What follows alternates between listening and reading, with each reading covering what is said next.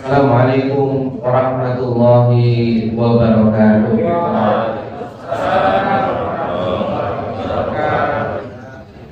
Innal hamdalillah nahmaduhu wa nasta'inuhu wa nastaghfiruh wa na'udzu billahi min shururi anfusina wa min sayyiati a'malina. Man yahdihillahu fala mudilla lahu wa man yudlil fala hadiya lahu. Asyhadu an la ilaha illallah wa asyhadu anna Muhammadan abduhu wa rasuluh. Allahumma salli wa sallim wa barik ala habibina wa nabiyyina Muhammadin wa ala alihi wa sahbihi wa man tabi'ahum bi ihsanin ila yaumiddin, amma ba'd. Bapak Ibu yang saya cintai dan saya hormati rahimakumullah, pada kesempatan pagi hari ini di tanggal 16 Ramadan, kita mesti juga bersyukur kepada Allah Subhanahu wa Ta'ala atas segala kenikmatan yang Allah karuniakan kepada kita. Dan pada kesempatan pagi hari ini kita mulai tadi dengan membaca surah Al-Munafiqun. Di kota Makkah ketika Rasulullah SAW mulai berdakwah, belum ada istilah munafik itu. Rasulullah SAW dakwah semenjak beliau diangkat dengan Iqra bismi rabbikal ladzi khalaq, sampai kemudian 13 tahun beliau dakwah di kota Makkah, sampai kemudian beliau terusir dan hijrah ke kota Madinah yang ada adalah orang beriman dan orang musyrik. Sampai kemudian Rasulullah SAW hijrah ke kota Madinah, kemudian banyak orang berbondong-bondong masuk dalam agama Islam. Akan tetapi di kota Madinah juga banyak ahlul kitab, mayoritasnya dari golongan Yahudi.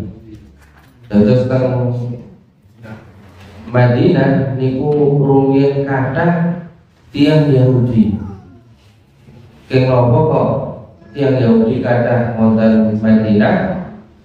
Amargi gadai keyakinan menawi Nabi akhir zaman menika diutus papanipun menika tengah gurun sing ukul nawa purwa. Nah, memang di antara purwa terbaik ya purwa di Madinah. Mula kok ngumpul ke Madinah nunggu Nabi baru. Nah, di kota Madinah awalnya Rasulullah SAW dakwahnya mendakwahi jamaah haji. Kemudian jamaah hajinya haji jahiliyah yang sudah menyimpang dari hajinya Nabi Ibrahim. Setelah didakwahi di Arafah, di tenda-tenda di Mina, kemudian mereka kembali ke kota Madinah dan dakwah. Dan memang kenapa kok cepat dakwah Nabi di kota Madinah? Di antaranya adalah pimpinan-pimpinan suku itu mereka masuk dalam agama Islam. Ketua suku masuk dalam agama Islam, warganya pada masuk ke dalam agama Islam, pada ikut pimpinannya. Sebenarnya kalau kita mau melihat di Indonesia itu juga demikian. Tanah Jawa, Sumatera itu masuk Islam raja-rajanya, kemudian warganya pindah dari Buddha, dari Hindu, kemudian beralih ke dalam agama Islam. Nah, memang kemudian akhirnya ada yang waktu Islam itu melu-melu wonten sing mlebet Islam menika nggih mbahane napa niku isin liyane kok Islam kok aku kok ora. Nah, di kota Madinah dahulu ada orang-orang yang mereka ini demikian masuk Islam, tapi sebenarnya mereka ini dalam hatinya itu tidak beriman. Cuman mereka ikrar Islam, tapi dalam hatinya itu tidak Islam, tidak iman. Sehingga ketika Allah Subhanahu wa taala turun ayat kepada Nabi, kemudian ada pembicaraan Nabi dengan para sahabatnya, dikatakan oleh Allah Subhanahu wa taala kullu sayhatin alaihim. Mereka itu seakan-akan merasa kalau ada ayat turun itu kita ayat ini tentang mereka. Mereka merasa tentang kita. Walaupun mereka sendiri itu mantap, sehingga Allah mengabarkan wa idza ra'aitahum tu'jibuka ajsamuhum. Kalau engkau melihat keadaan orang-orang munafik, kalian akan kagum dengan kondisi fisik mereka. Di antaranya adalah mereka ini mantap. Bukan kadang-kadang kita ada di sini itu orang yang mantep itu yo banyak ya kepencut. Misal orang yang mantep non sewu niki nek wedang niki nomor baru pun disebul kali disuk kali Habib Arifudin misal ya wonten pun diwacani nopo komik nopo kemudian dikeke tube gledek langsung bulat-bulat sing penting lah mantep dulu, sing penting mantep ya niku. Di antara kekurangan Ustaz kalau di Muhammadiyah itu kekurangannya itu kurang mantep. Le dobot kan maksudnya niku le dobot itu kurang mahmud. Yo ora wani barang. Kan sok-soknya wonten sing wah ini saya tadi malam ngimpi saya itu nyopot dulu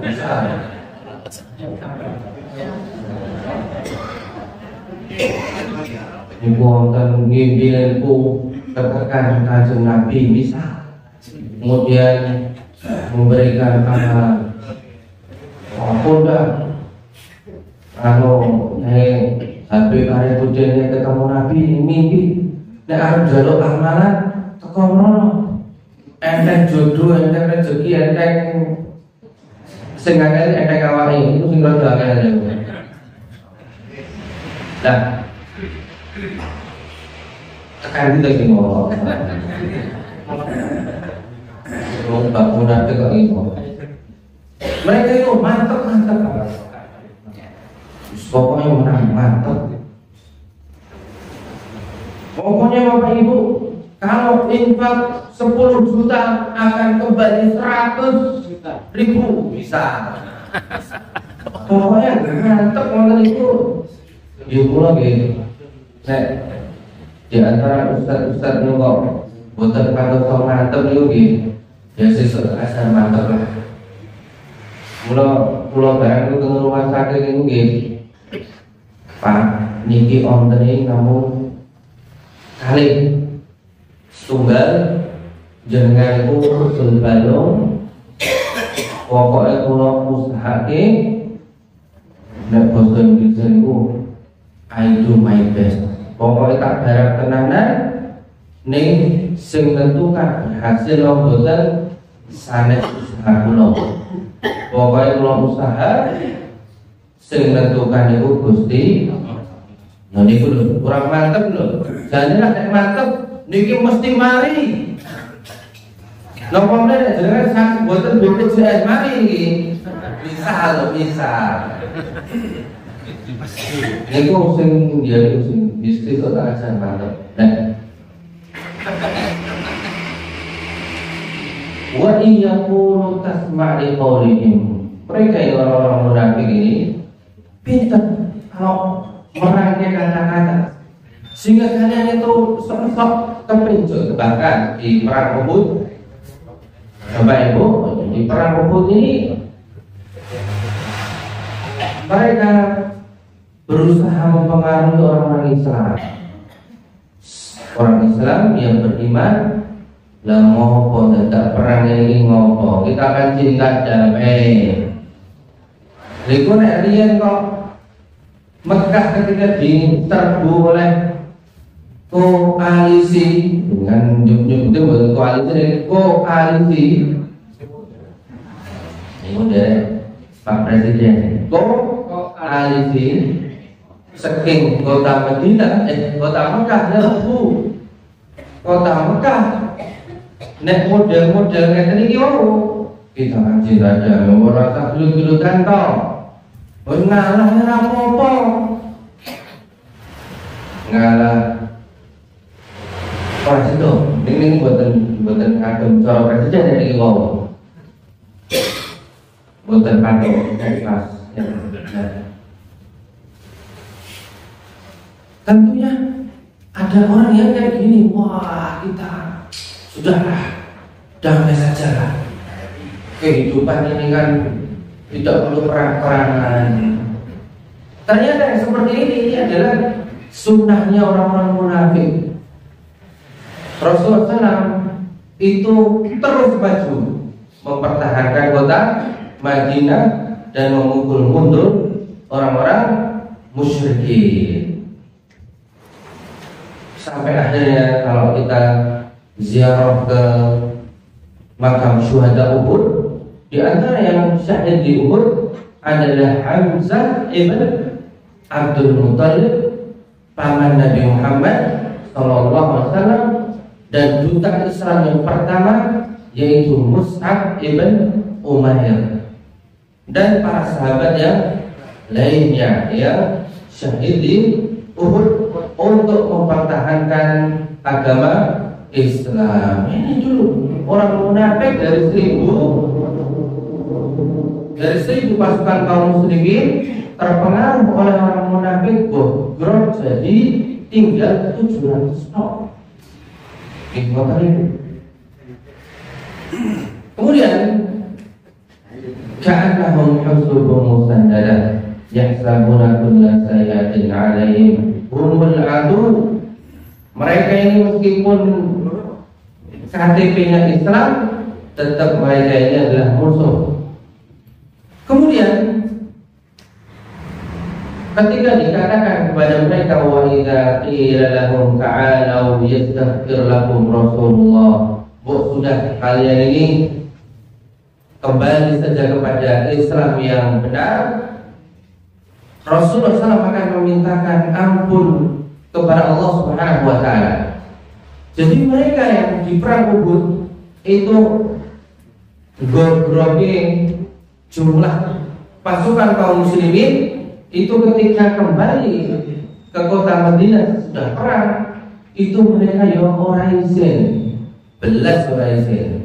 Mereka itu pokoknya mantap. Sehingga dikatakan ketika sudah damai, sudah kalian itu minta ampun atau minta maaf pada Rasulullah, nanti Rasul akan mintakan ampun kepada Allah untuk kalian. Ini mereka nggak merasa salah kok. Mereka itu yastakbirun. Mereka merasa mematuhi benar. Mereka menggembok pasukan kaum muslimin itu betul. Perasaan mereka, padahal jelas-jelas Allah Subhanahu wa taala mengatakan bahwa humul adu, orang-orang munafik yang mereka menampakkan keislaman tapi menyembunyikan kekufuran, mereka adalah musuh. Demikian yang bisa diambil dari dua ayat yang dibaca di awal tadi. Kemudian kita berlanjut ke materi yang dititipkan oleh Ustaz Wildan. Materi ini harus dapat ini. Lalu materi ini apa itu? Menjawab.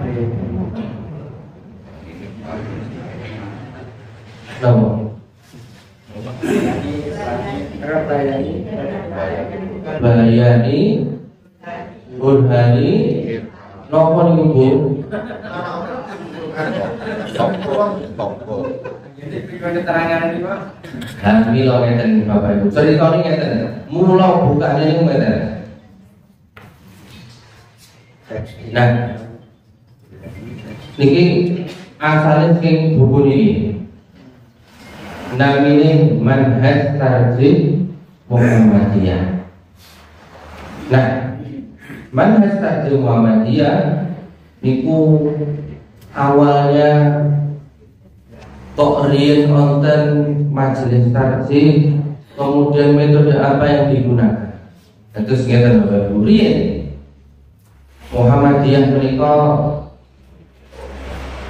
lahir berdiri dari perkumpulan orang-orang yang berdakwah dan mendirikan Jumaiyah atau persyarikatan. Di tahun 1912 itu kaum muslimin jumlahnya sudah banyak atau banyak sekali waktu itu? Banyak gitu. Lalu Bapak Ibu, rumiyin di tiang Islam sampun kathah. Lalu nggih. Kenapa kok Muhammadiyah dikatakan gerakan tasdid atau gerakan pembaharuan? Oleh karena dulu tadi kemungkinan orang Islam di Nusantara waktu itu belum Indonesia, kebanyakannya adalah pokoknya isih melu-melu. Nah, ketika itu yang tersebar di antara kaum muslimin adalah pokoknya wong Islam kuwi melu mazhab Imam Syafi'i.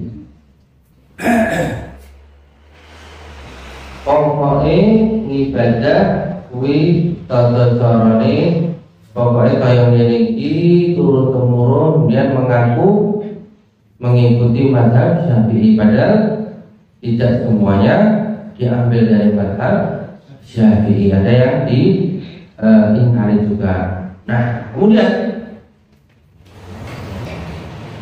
ketika itu orang-orang pokoknya Islam kuwi ya kaya ngene iki. Kaya sing biasane Bapak, Pak C, Simbah, Mbah Buyut. Wis pokoke ngeten iki pun pakem. Iya, pakem napa cangkringan niku nggih, pokoke itu tidak niku. Pokoke ngoten niku. Semua melu wae. Dalile napa? Wis pokoke bodhe biyen kaya ngene. Simbah biyen kaya ngene.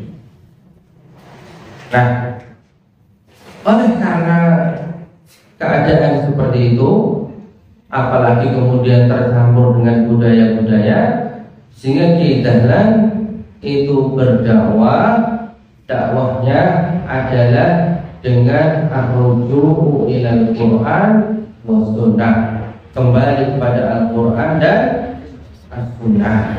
Maksudnya beliau hendak membebaskan kaum muslimin waktu itu dari fanatisme dengan satu mazhab tertentu. Beliau ingin mengembalikan kaum muslimin itu tidak terpaku kepada satu kota, sehingga tidak bisa keluar dari kotak yang lain. Padahal tidak ada ajaran di antara para imam, baik Imam Abu Hanifah, Imam Malik ibn Anas, Imam Muhammad ibn Idris Asy-Syafi'i, dan juga Imam Ahmad ibn Hanbal, itu yang mengatakan bahwa kalian harus berpegang pada madhabku. Tidak ada. Pak Akar Fahrudin itu nulis buku, judulnya Kembali kepada Al-Quran dan Al-Hadis, yang ditulis di tahun 1951. Kebetulan saya cetak ulang, bukan cetak ulang nih, cetak ulang. Di banyak saya bagi-bagikan, masih banyak di rumah. Kapan-kapan tak bagi. Nah, beliau menuliskan Pak Fahrudin, tulisannya ini 1951, Pak. Itu bapak saya saja baru lahir. Nah, di antara kesimpulannya adalah imam yang empat ini, mereka mengatakan idza sahhal hadithi fahuwa madhabi. Kalau ada hadis yang sahih, maka itu adalah madhabku. Maka Persyarikatan Muhammadiyah dari dulu sampai sekarang itu konsisten untuk selalu menggunakan hadis yang sahih. Kalau sekarang istilahnya sunnah maqbulah, supaya orang paham bahwa kalau perkembangan secara akademis ilmu hadis itu yang bisa diterima itu bukan cuma hadis yang derajatnya sahih, akan tapi ada juga hadis yang derajatnya hasan, dan ada hadis yang derajatnya hasan li ghairihi. Ngertos Bapak Ibu, hasan li ghairihi. Pun boten sah dipikir, Pak. Pokoknya nonton mau. Nah, intinya ada hadis-hadis yang diterima dan bisa diamalkan selain hadis yang dhaif, apalagi hadis yang palsu. Nah, di antara hadis yang dhaif yang tersebar di bulan Ramadan, saran kula nggih, kita nggak usah ikut menyebarkan banyak hadis yang lainnya. Ya kudu maca. Apa hadis yang dhaif yang tersebar di kaum muslimin tentang bulan Ramadan? Ja'a Ramadan, datang bulan Ramadan, awwaluhu rahmah wa awsatuhu maghfirah wa akhiruhu itqum minan nar. Telah datang bulan Ramadan yang awalnya rahmah, pertengahannya adalah maghfirah, akhirnya adalah pembebasan dari api neraka. Hadis riwayat Ibnu Khuzaimah, dan dinyatakan oleh para ulama derajatnya itu lemah, dan lemahnya itu nemen. Lemah, boleh langsung lemah nih, nemen. Boleh kita gunakan ini sebagai fadhailul amal. Kita katakan kita sandarkan hadis ini kepada hadis yang sahih, tapi kita sebut dulu hadis yang sahih. Hadis yang sahih banyak tentang keutamaan ini, memang tidak redaksinya itu tidak bombastis yang ini. Contoh tentang keutamaan bulan Ramadan. Bulan Ramadan ini yang pertama adalah misalkan ya, syafi'an li ashabi, Quran dan siang sebagai pemberi syafaat bagi orang yang mengamalkannya, orang yang membacanya. Kemudian tentang bulan Ramadan, Allah Subhanahu wa ta'ala dalam hadis qudsi akan melipatkan pahalanya atau memberikan pahalanya terserah Allah Subhanahu wa taala. Kemudian di dalam riwayat yang lain misalkan Allah Subhanahu wa taala utaqa'u minan nar, menyelamatkan dari api neraka kulla lailatin, setiap malam. Tidak cuma sepertiga malam. Itu tadi hadis-hadis yang sahih. Kemudian baru kita, kemudian ada juga hadis sahih yang menyatakan demikian, itu tidak apa-apa. Tapi kita nyatakan bahwa hadis ini dhaif. Itu contoh bahwasanya kembali kepada Quran dan hadis itu kita menggunakan hadis yang sahih. Kemudian Muhammadiyah itu di dalam mengeluarkan fatwa mulai sejak Muktamar tahun 2000 menggunakan diantaranya adalah metode ijtihad dengan pendekatan bayani, burhani, dan irfani. Apa maksudnya? Bayani maksudnya adalah bayan, menggunakan Al-Quran dan Sunnah yang sahihah. Jadi untuk mengeluarkan fatwa dasarnya itu mesti Quran dan Sunnah. Harus berlandaskan ini. Nah, untuk permasalahan asriyah itu permasalahan yang kontemporer itu betul-betul normal. Jadi pokoknya kudu bosan itu kudu ning gunung pengiran ngepian ngoten pokoknya bahas sing bab ini niku. Kontemporer itu napa niku? Terkini. Yo, orang di Solo ya. Lah, sing paling anyar.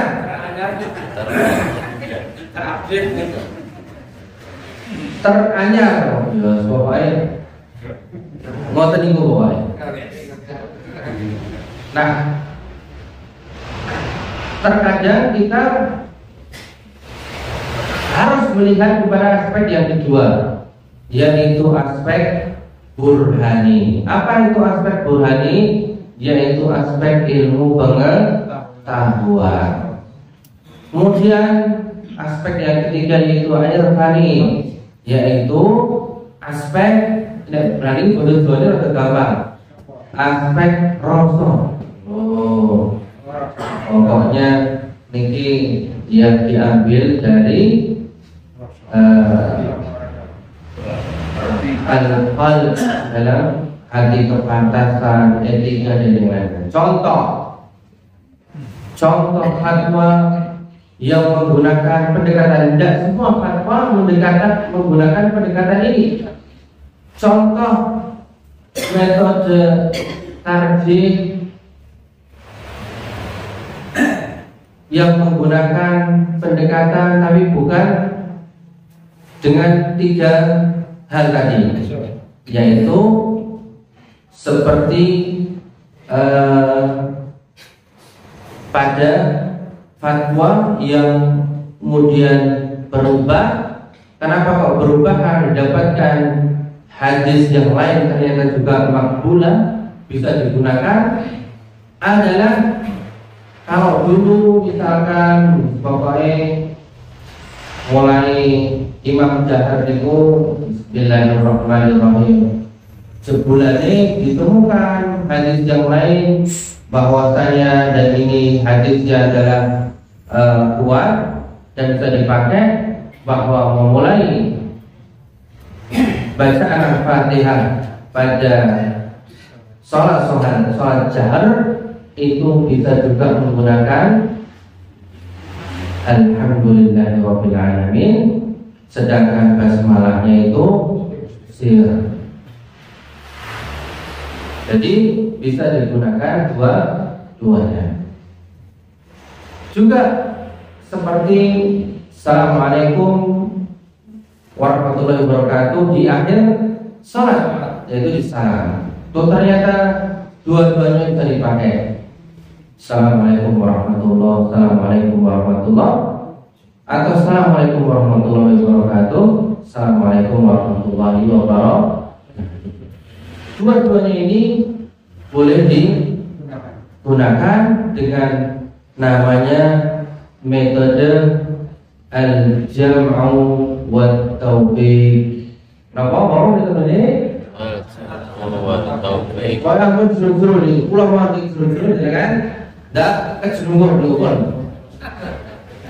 Intinya kita gunakan metode bayani, burhani, dan irfani. Kita masukkan dalam contoh kasus contoh kasus fatwa yang di zaman Nabi itu belum ada, yang di zaman sekarang itu ada. Apa itu?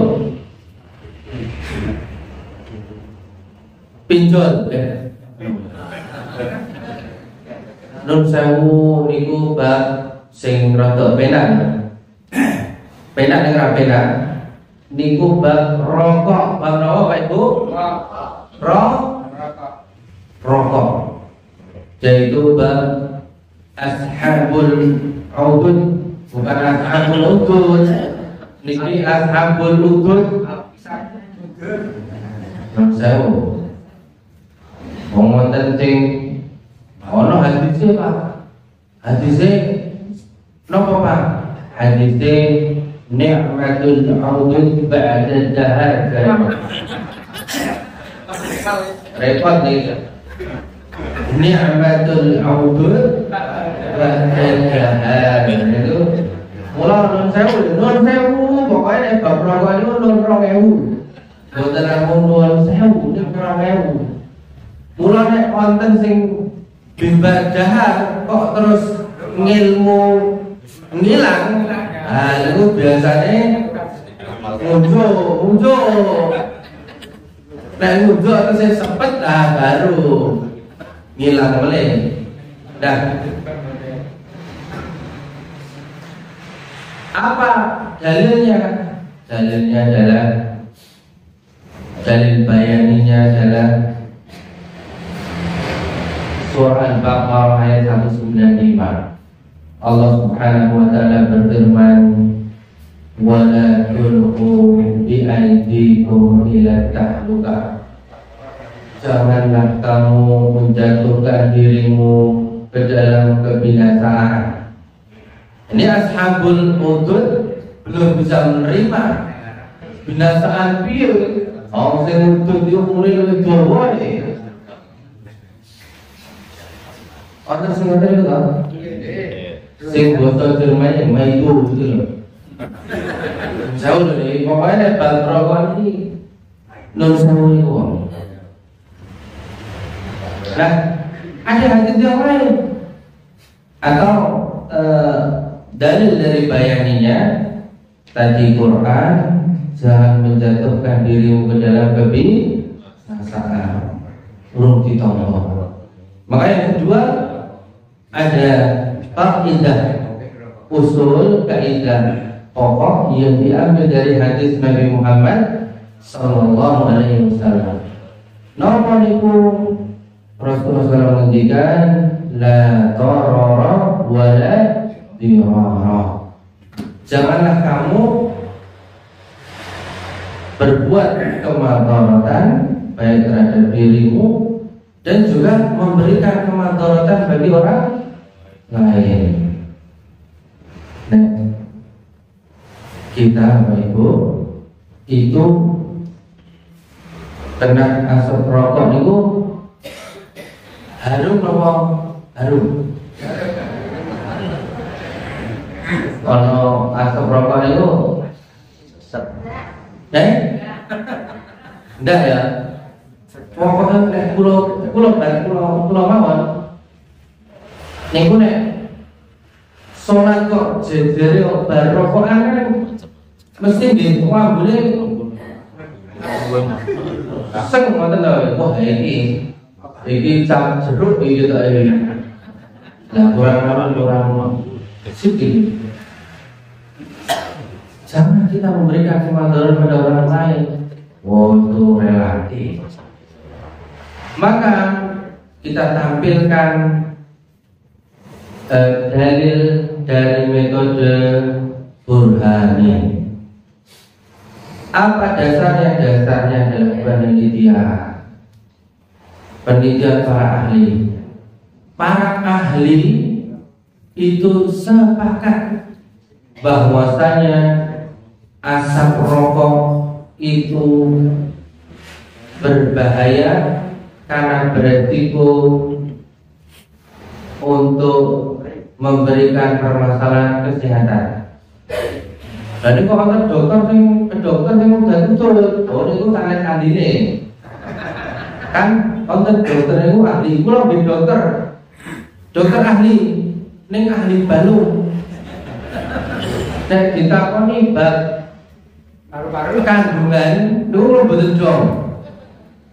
Wong cara ngitung napa niku hari perkiraan lahir ngono lali. Kemudian ujian iso 25 tahun yang lalu mungkin ujian so dulu nek sakniki insyaallah lali. Tidak mendalami bab niku.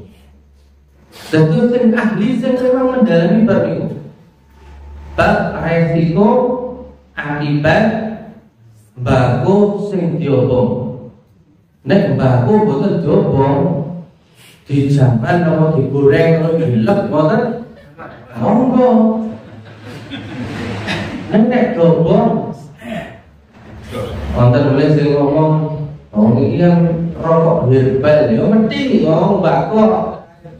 Jadi mbako itu kan ini dari bahan asli hijau. Nek orang mbako asli ya kurang nikmat. Nah, jadi sepakat para ahli bahwa asap akibat tembakau yang dibakar itu zat-zatnya yang diproduksi dari bakarannya itu yang membahayakan. Nopo mesti mati, bukan mesti mati loh. Minimal, bukan minimal ya. Jadi pasti yang pertama itu orang yang merokok itu pasti kecanduan, pasti Pak. Kenapa?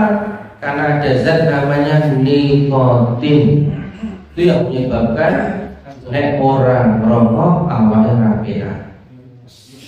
Mulu kalau sudah merokok, makanya ini termasuk di antara dalil Burhani, sehingga orang itu di posisi apapun tetap butuh merokok. Kenapa?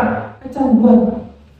Saya beberapa hari yang lalu itu di lampu merah Pelemburin, saya kan tiap hari lewat Pelemburin. Kalau mau ke PKU Tamping, ya ngerti langsung lewat Jalan Wates, ya lewat Pelemburin, lewat Ringkut, ya Pelemburin. Kalau lampu merah, di madeg, mulai ganti P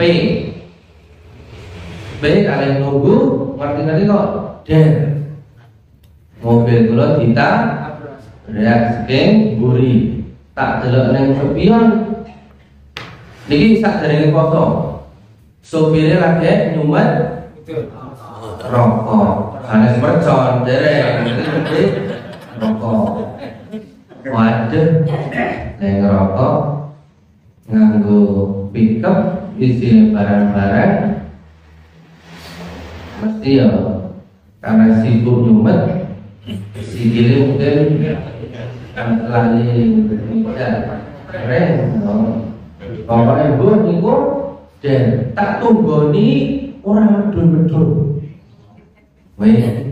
oh iya sangat saya masalah tunggu akhirnya dia kula medhur sing nganggo peci sik ben ketok rada kaya kiai. Ben karo wedi. Tak rampek sik kula medhur sengaja mboten deloke sopire, sengaja. Akhirnya kula ngetok-etok delok, wong kula ora tega nek mobilku peyok sing ndi. Dandani kula mung delok, oh alhamdulillah mung bersih ora masalah.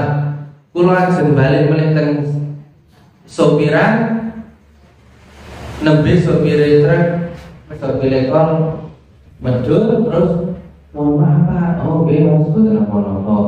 Becak meleh nek mudhun niku ampun diparingi nyopir.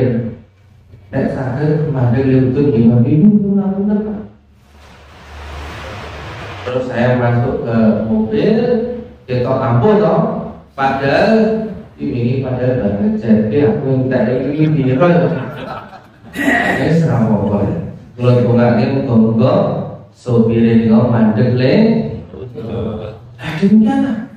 Maka kita di kamar mandi, bahkan kamar mandi masjid, saking orang tahane itu orang ngising udah jauh loh, nongkrong cuma untuk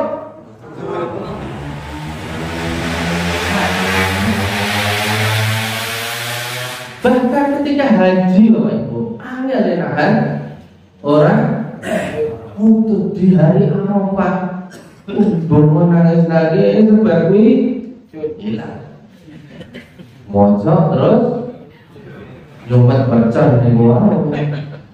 Nah ini contoh bahwasanya kemudian dari banyak penelitian penyakit-penyakit yang atau berhubungan dengan paru-paru diteliti. Oh sebetulnya memang ya rokok itu menyebabkan sekian kali lebih beresiko dibanding yang tidak rokok. Wah ini poliklinik paru kan ibu-ibu udah ini tuh lebih parah boleh. Mereka perokok pasif itu resikonya lebih tinggi daripada si rokok. Loh, mana bener Pak Dokter mending rokok.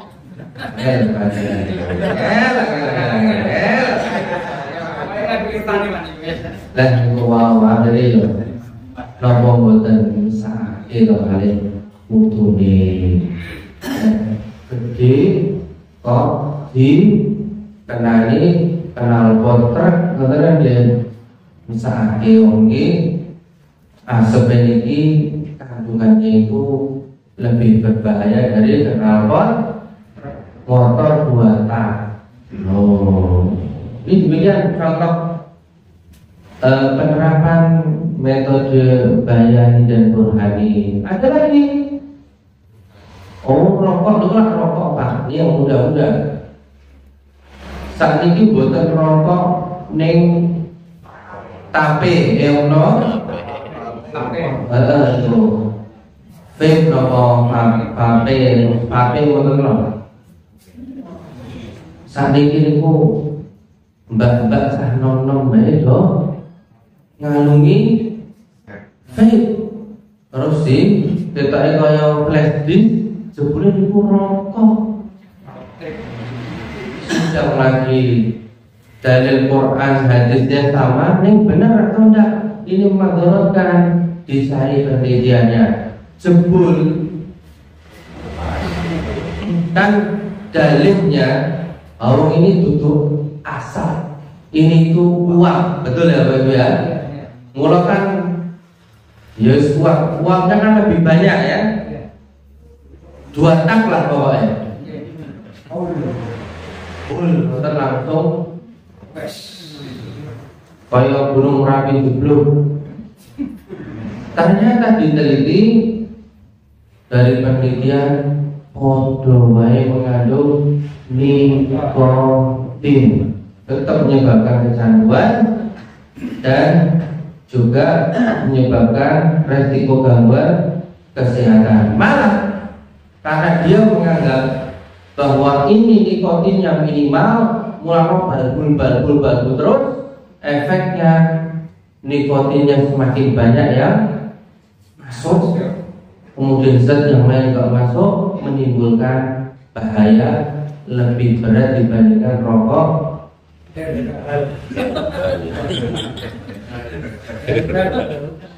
Herbal was motor rokok herbal. Kalau baik. Nah, akhirnya hukumnya sama. Kemudian contoh yang lain, pendekatan bayani, burhani, irfani. Dulu fatwa